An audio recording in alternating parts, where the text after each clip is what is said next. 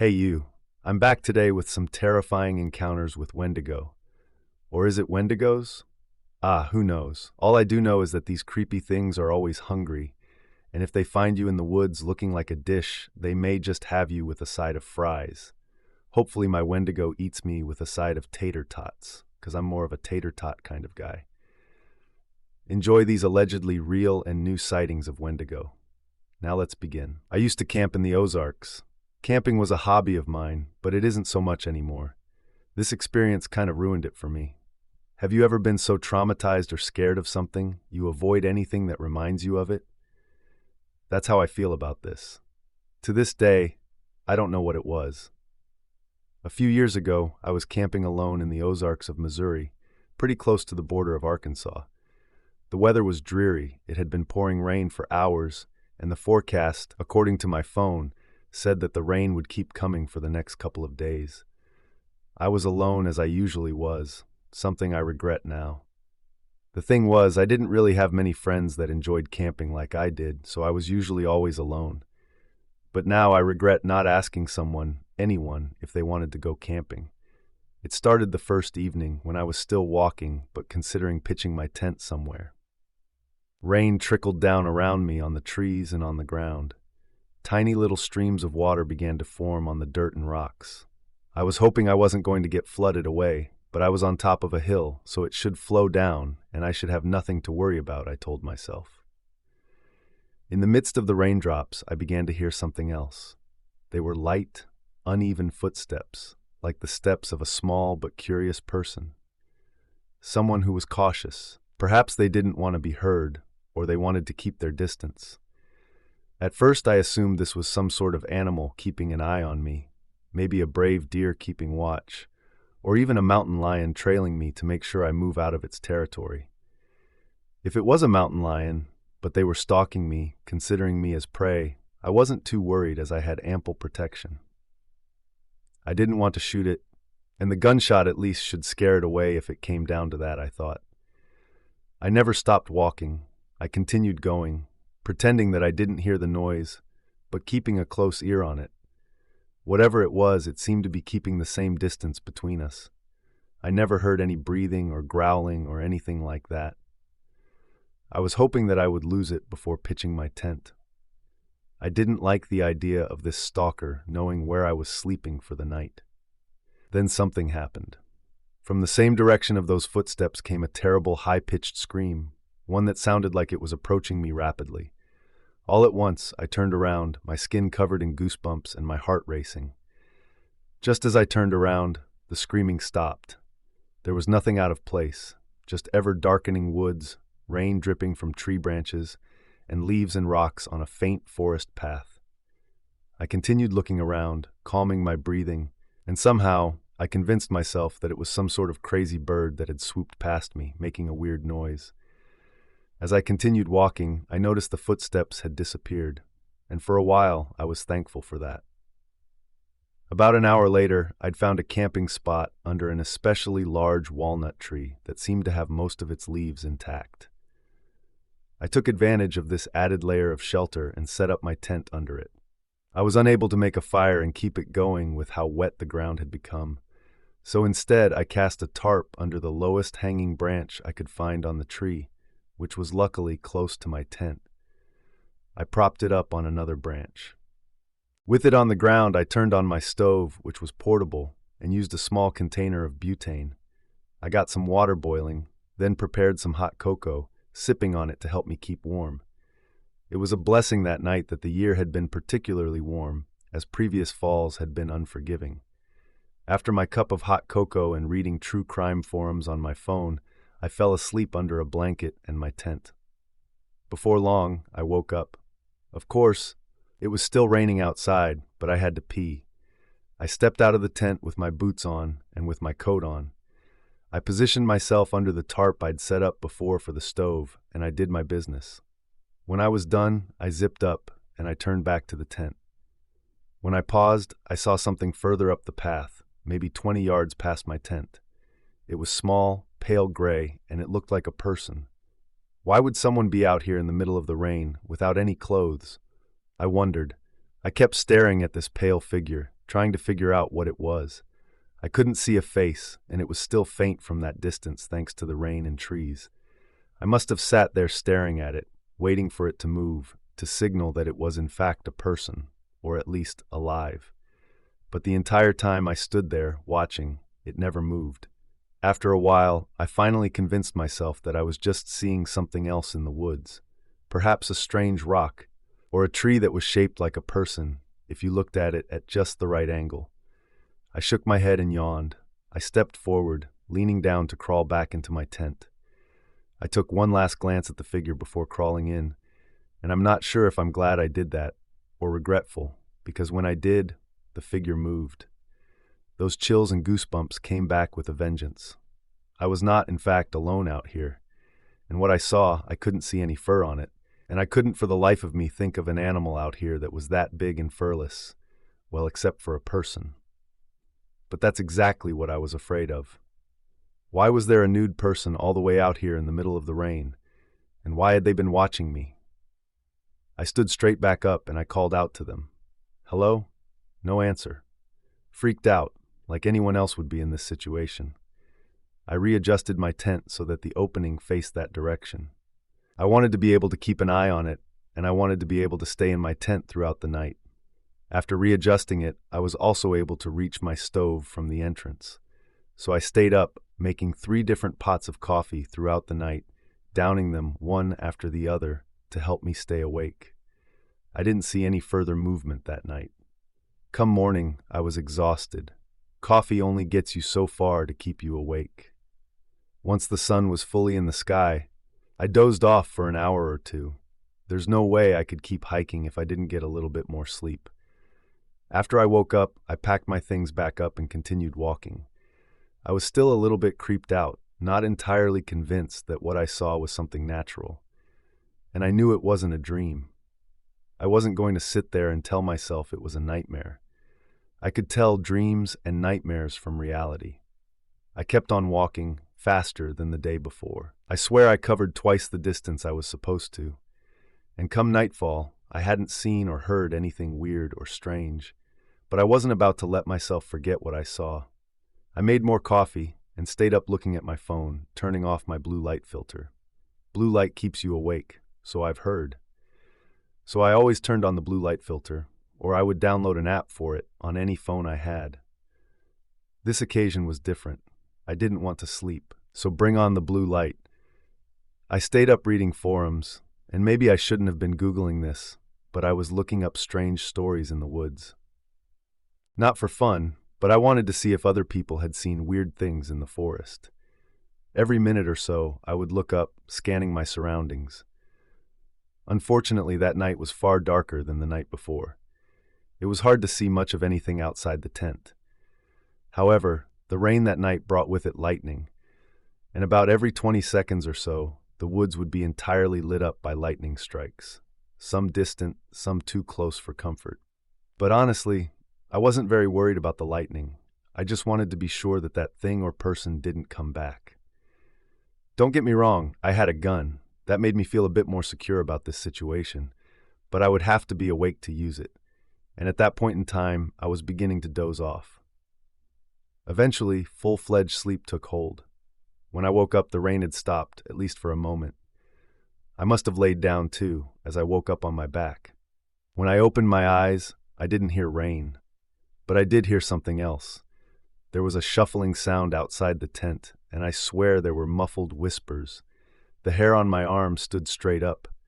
There was someone outside my tent. I looked next to me for my backpack, which I'd kept in my tent, but it was gone, and the zipper door was open. That was my fault. I'd fallen asleep with it open to keep an eye out on things. Whoever it was had crawled into my open tent door and dragged my backpack outside. I was immediately grateful that that's all they did. I stayed completely still, listening to whoever it was just shuffling through my things. The whispers sounded like they were wanting food. But the most I kept in my bag on these trips were Cliff Bars. I didn't know what to do in this situation. I didn't want some crazy stranger in my campsite. I didn't want someone digging through my things. Call me stupid. Call me crazy too. But for some reason the idea I had was to remind them that someone was inside this tent. So, pretending to still be asleep, I audibly acted like I was changing positions. I cleared my throat and audibly turned onto my left shoulder. The moment I stopped moving, my guest went quiet. For the longest time, it stayed quiet just like that. I didn't hear footsteps moving around at all. I didn't hear anyone travel away from my tent. And the rain didn't come back just yet. It was eerily, disturbingly quiet. I stayed like that for about 30 minutes straight, too scared to move, too scared to look. Because if I hadn't heard it move, it had to still be out there, right? As quietly and slowly as I could, I lifted myself up so that I could face the tent wall again, foolishly thinking that I could see something through the tent wall, but I couldn't. Then I turned toward the open tent flap. I screamed. There, just at the tent door, was a pale face with throbbing blue veins underneath, eyes completely bloodshot with no pupils, not a trace of hair anywhere, and an open mouth, sharp teeth just barely visible behind the lipless opening. When I screamed, the face pulled away back where I couldn't see it, and I heard rapid footsteps leaving my campsite. I sat there for a few seconds, wondering. Had that thing been staring at me the entire half hour I lay there pretending to sleep? I didn't even know what it was. It had the face of a person, but everything else was all wrong. A person's skin shouldn't be that color unless they were dead. Last I checked, people have pupils in their eyes. I packed up all my things as fast as I could, and I trekked through the night through the woods. I heard footsteps the entire time, cautious and distant, just like the first time. I knew it was the same thing, the thing I'd saw. Those footsteps belonged to the thing with that face. I was sure of it. Imagining seeing that thing up close horrified me enough to put a scared spring in my step. Now, I didn't make it back to my truck the same night. It would take another day, but I did stumble upon some other campers who had four-wheelers. They offered to let me stay the night with them. I must have looked disheveled and worn out by then. And I know they were strangers, but they were friendly, and they had normal-looking faces, unlike that thing I saw. So I took them up on the offer. I even told them my terrifying, weird story over dinner, and they believed me. It was two guys, both brothers, and one of their wives, out on a little camping hunting trip. They told me they'd been hearing and seeing strange things in the woods themselves, and apparently for them, it hadn't been the first time. They'd seen pale, nude figures in the woods that looked almost human before. They told me that when they told their friends, who don't go hunting and camping like they do, the friends would laugh, disbelieve them, and assume they were just trying to scare them. It was extremely relieving, having someone to talk to and to believe me, having people to spend my final night in the woods with. Plus, nothing else scary happened. In the morning, one of the dudes gave me a ride to my truck. He gave me his phone number to keep in touch, which we did, but unfortunately I denied his requests to go camping in the future, because after this, I was done camping. And I'm still done camping for a long time. I was born and raised in Wisconsin. We live in a small town where everyone knows everyone. I am the only child in my family until I turned 12, when my parents decided to adopt a child. They told me that I'm going to have a little brother to play with. I was happy, of course, to finally have a little brother, and I couldn't wait to see him. Then the time came, November 28th that year. When my parents came home from the adoption home with my little brother, I was so happy. Seeing him coming out of the car smiling at me, I smiled back and I ran to him, hugging him and saying, "Welcome home." His name was Ethan. He was 7 years old and he was from Kenosha, Wisconsin. He's a sweet kid, quiet at first, but he's very helpful with me and my parents around the house, helping with the cooking, cleaning, etc. His parents passed away during a traffic accident with him inside the car, but he survived. What happened to him was very sad. Now, my dad loved hunting. Dad always tells us everything about hunting. Know your surroundings, know what you're packing, keep track of where you are, and especially pull up the ladder when we go to our treehouse in the woods. And most importantly, remember that there will be other people out there hunting as well. Our dad is a gentle person. He always helps us with everything, like school, homework, and all that. He plays games with us and does everything with us, including hunting, fishing, and hiking. 8 years later, our dad passed away. He was killed in an altercation with a robbery in progress. He was shot. We were all devastated about what happened to Dad. He'll always be with us in our heart and will always be our hero. One day I took my little brother Ethan to go hunting with me. We went to the forest that Dad always takes us to. We have a little treehouse in the woods out there where we sat hunting for deer, squirrels, and other animals. But at the time, it was deer season. When we got there, we climbed the ladder up to our treehouse. We always remembered what Dad told us about pulling up the ladder when we get to the top of the treehouse, just in case some stranger or creep tries to climb up to us. So Ethan and I just sat there and waited. We talked, snacked, laughed, and played board games, waiting to see if any deer came by. We had seen a lot of hunters walking by, and we greeted each other with a hello or good morning. We waited and saw no deer cross our path whatsoever. Ethan wanted to go use the restroom, but I told him to just go over to the side. He said he needed to go number 2, so I told him, "Fine, you can go, but I'm staying here just in case a deer comes by." Remember what Dad told us about taking the radio just in case you get lost? Ethan dropped the ladder and climbed down and went back to the ranger's outpost cabin that was about 2 miles back, and the trail was easy to remember, so Ethan should be just fine. I was looking around, still keeping an eye out for deer. By 6 p.m., close to 7, Ethan hadn't come back yet, and it was getting dark. It had been at least an hour or so since he'd left. He had a radio, but I heard no contact from him. I was worried, and I didn't want to just leave him out there, so I radioed him, but there was no answer, making me worry even more. All of a sudden in the dark forest I heard noises, cracking in the woods. Luckily I have a night vision scope on my rifle. I took a good glance around my surroundings, but saw nothing. I was confused, but I kept on looking just in case it was deer. After all, I was so eager to get one. Minutes later, I heard my little brother Ethan calling out my name. "Lincoln, come back!" I was confused a bit, hearing my little brother scream my name while walking through the woods with no light. How could he see through the trails of the forest like that? "Lincoln, come back!" Ethan kept saying the same thing over and over again. I thought to myself, that is not my little brother. He isn't so stupid he would be walking out in the forest without light. So who was calling my name? "Lincoln, come back!" The voice came closer and closer, and soon it seemed the voice was right under the tree where our treehouse was. Then I remembered that I hadn't pulled up the ladder when Ethan left to go use the restroom. Eventually I pulled up the ladder as fast as I could. "Lincoln, come down!" I knew that was not my brother. I fired some of my buckshots in the air to scare whatever that was down there under the treehouse. It screamed, as if startled. A weird cracking sound came from it, a sound I'd never heard in my entire life until then. Lincoln, whatever it was, ran back into the forest. I was left there, scared, shaking, and sweating. I waited until sunrise, hoping Ethan was okay.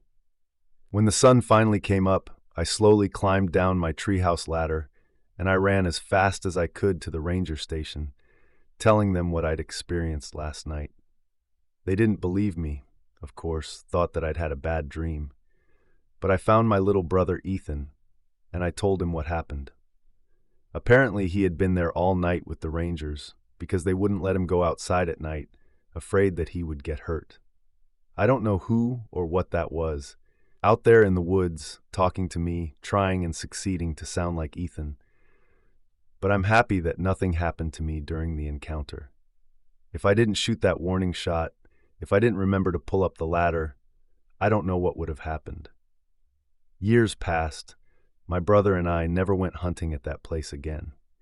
Having read stories similar to mine, I believe it may have been a Wendigo or something, imitating my little brother's voice, to lure me into the woods. First off, I'd like to say I've never believed in Wendigo or skinwalkers before this. After what happened that day, my mind may have been changed, and I will forever choose somewhere else to go camping. I'm a big off-roader camper. I love finding new trails that are challenging or nearly impossible to get up in a stock 4x4. This story starts in late June of 2020, in Canada, British Columbia, Radium. My dad and I had been planning on doing an off-road day trip in my mod 2013 Tacoma, just outside of Radium. We ended up finding a gravel road, which went steeply up the side of a mountain and took you in this other valley with glaciers all around. Let me tell you, up there it was an amazing view. After finding the place, my dad wouldn't stop saying that after all the years he'd lived in Radium, he had never been on this trail. We kept following the trail as it got narrow, to the point you could only just fit one truck on the trail. Soon we came across a nice little cabin, complete with a small barn and outhouse. The place was falling apart, and we found a lot of stuff like boots and empty food cans, etc. We explored the area for a bit, then kept driving. The trail began to come out of the trees, and we started to follow a cliff with a big drop on one side, as well as a small creek, steadily growing from melting snow. We stopped by some deeper snow. My dad and I got out and began to hike. We wanted to see what the trail was like up ahead. I was thinking it was a better idea to come back later when the snow was melted, but I kept hiking with my dad about a kilometer in. My dad then stopped for a moment, but I went on ahead. I found this area that seemed protected from the wind, and I went back telling my dad that it would be a nice camping spot. He laughed, then said to me, "Do you think you could get your truck up these big and loose rocks?" I answered, confidently, "Oh, I could definitely get it up here." He laughed again and said, "Okay then." Now let me mention here, I hadn't yet felt anything strange, and we didn't see anything weird. Fast forward to late August of 2020. My girlfriend, her dog, and I went on a camping trip. We started our first day right on top of a glacier. That night, the temperature dropped to -1, and that was measured in our tent, which my girlfriend was not happy about. Thankfully, the following day was nice, hot, and sunny. So we headed out to the next locale, which was the place that I went to with my dad. I was hoping that this time the snow would be melted off the trail. We got to the spot with the cabin, so I showed her around. She enjoyed looking around. We got back in the truck and kept going up the trail. We got to the part where there was a ton of loose rocks. I got out and moved some rocks around. Then we kept going. We had to stop a few times to let my truck cool down, as I was having problems with my radiator. As we got higher in elevation, my girlfriend suddenly said something weird. She said that this is where Wendigo might be. She believed in stuff like that, and she usually doesn't like talking about it. But for some reason, she brought it up here, and the more she kept going with it, the more I got upset. Maybe it was even making me paranoid. We were trying to enjoy ourselves out here, not stress ourselves out or get scared. Eventually, we got to the spot where I was going to set up camp. We got out, and I told her that I was going to fly my drone to see what the area looked like. I was flying it around when I spotted an old mine. I flew my drone back and switched out the battery. I told her I was going to take a walk. She went back to the truck to wait for me, but as she opened the door, her dog got out and decided to join me on my walk. Her dog had a fondness for me and enjoyed being my walking buddy sometimes. As we walked, I continued to fly my drone and look around with it. I was starting to get this weird feeling, a sensation that something was wrong, that I should not be out here. I looked at my phone, and it was 9 p.m. The sun was starting to go down. I quickly went back to the truck, and I asked my girlfriend if she had a weird feeling too. She said yes. We agreed it was time to leave. We were back in the truck and 4 low, basically crawling down the mountain. My girlfriend kept looking behind us, while I was focused on the road, trying to get us down as fast as I could safely. That feeling of dread continued to grow within me. I felt as if there was something up here, something wrong. By then, it was completely dark, and I was taking the truck down this one-way road, kicking through gears and doing 70. When we were well away from that area, I looked over at my girlfriend, but she seemed traumatized. She had this disturbed look about her, eyes wide and unblinking. Scared from just looking at her like that, I asked her what she'd seen. Apparently she was looking behind the vehicle because she saw something following us. She looked at me, voice trembling, describing that she had seen a very tall, skinny, dark figure with long arms that, whatever it was, stood about 8 feet tall. A month after this, my dad was talking to some of the people that live in Radium. He was told that we should never go back there again, that folks had been working on closing that trail down. In fact, the name of that area by the mountain is called Wendigo Valley. It said that the people who lived in that cabin nearby got chased out of there back in 1940 by something that looked similar to what my girlfriend saw. Supposedly, there have been other people going up there who got chased out. One person even got a dent in the hood of their truck from that strange creature. Well, we took that warning to heart, and we will not be going back. Thanks for listening. Well, that brings us to the end of today's episode. I hope you enjoyed it.